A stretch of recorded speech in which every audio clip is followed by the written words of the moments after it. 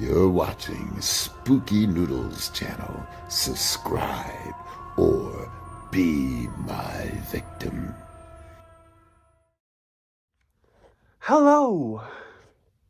What is up, guys? It's your boy Spook Nude, and I am here with book mail. So, yep, we are once again in my bedroom, and good morning for those who are watching this in the morning. Good afternoon for those who are watching this in the afternoon, or whatever, you know. For me, it's morning time.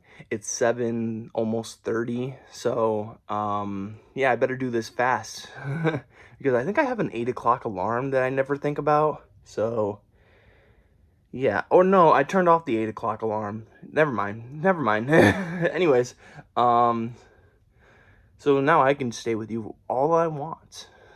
Anyways, we have 3 books here. 2 of them by John Nathan, one of them by Guy Smith.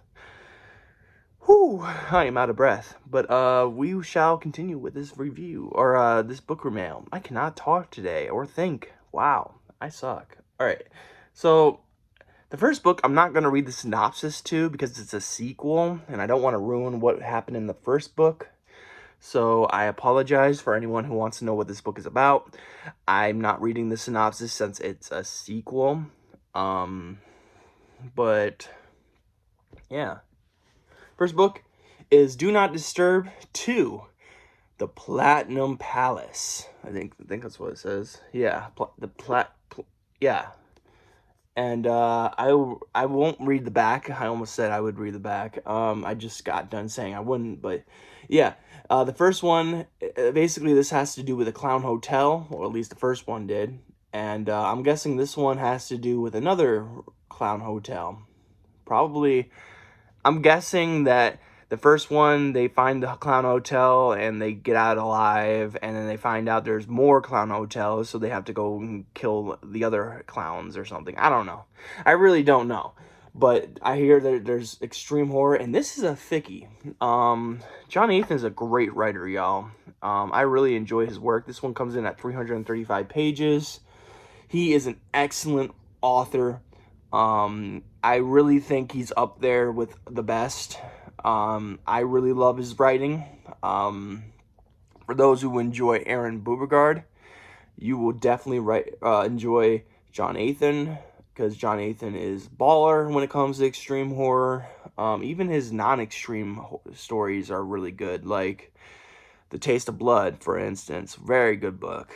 But enough of this. This is Do Not Disturb 2. And sorry if I have a little bit of a runny nose. It's cold outside, and I get runny noses when it's cold, so yeah, I got my COVID test. I'm all clear, so that's good. Next book is Bad Appetites by John Nathan. This is the author's enhanced edition, so I guess there was a non-author enhanced edition. So yeah. So first of all, let's just say how awesome this cover is. That is an awesome cover. It gives me like vibes of The Incredible Melting Man, or what was it called? I think that's what it's called.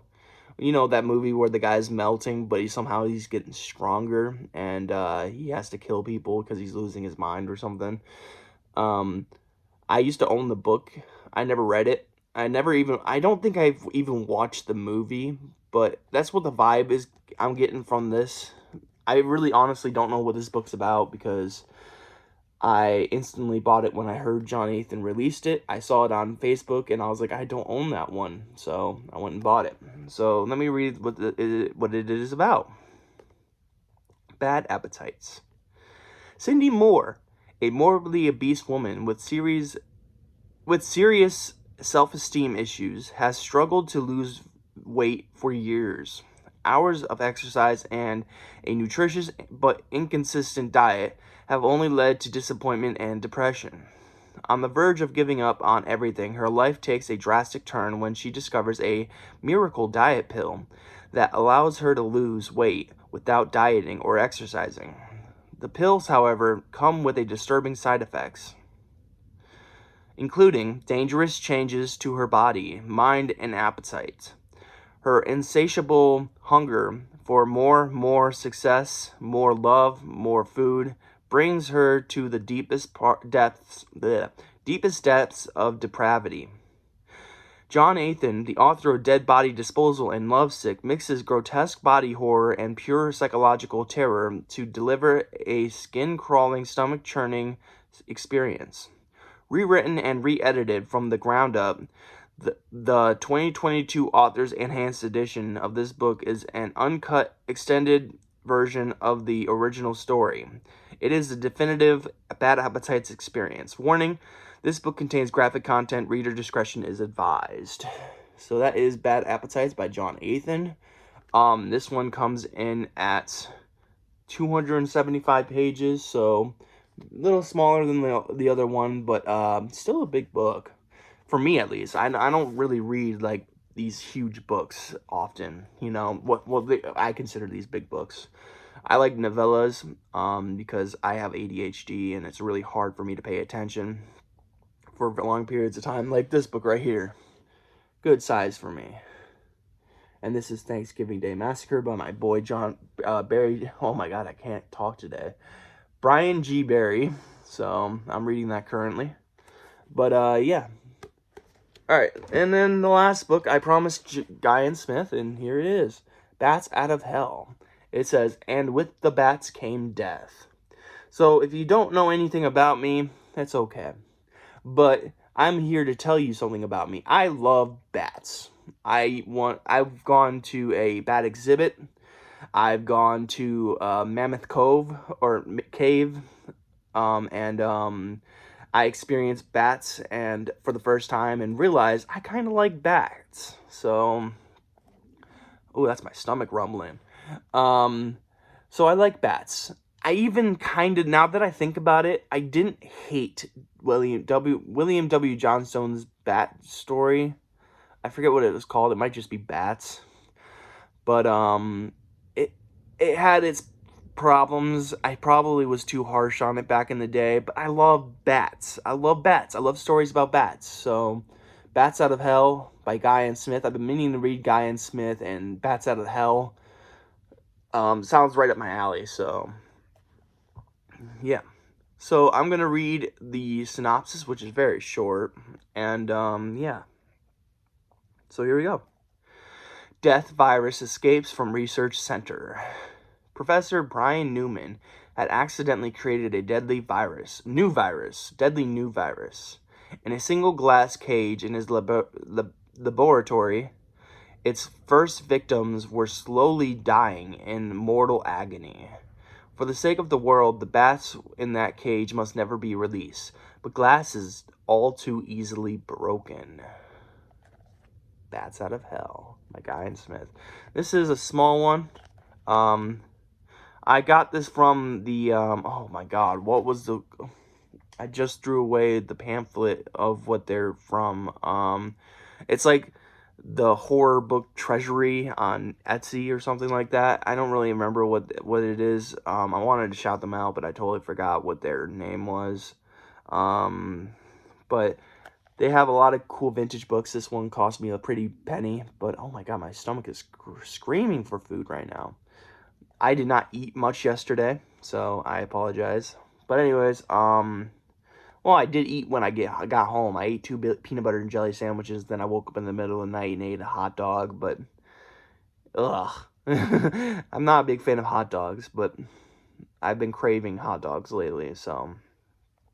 But, where was I talking about? I love bats. This one comes in at 157 pages, so it's barely long enough to be a novel. But it promises bats, and I love bats. So, and when I think about it, I didn't really. This book I think came out in 1978 because someone wrote 1978 in there. Let me see. And someone checked off the other books that they've read by Guy and Smith at the bottom there. It says Night of the Crabs, Return of the Werewolf, The Sucking Pit. Do I own The Sucking Pit? I feel like I used to own The Sucking Pit. I probably don't own it anymore, which is sad. I don't think I own it anymore. But yeah, Bats Out of Hell by Guyan Smith. It came out in 1978. First Nell paperback edition came out in 1978. And yeah, this is Nell Books. I think so. But yeah, this is I think this is one of Guyan Smith's earlier works.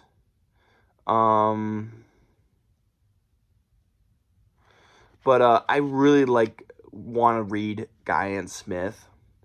I hear great things about him, especially his Night of the Crabs series and or just Crabs series.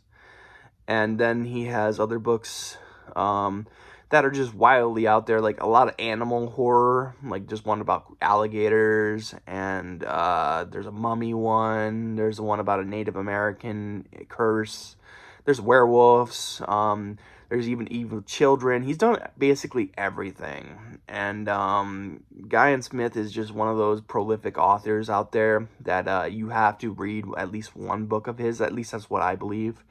Like there's a lot of authors, horror authors back in the day, which I really want to read one book of each of theirs. Like Sean Hudson is one, Dennis Etchison is another, Ramsey Campbell. I already read Richard Lehman, but I'll throw him in there, and so on and so forth. I recently read Robert W. Walker's Aftershock, and that was amazing. He was one of those authors on the list, but I just wanted to shout him out because I feel like this could be kind of like that book, but maybe not. I don't know.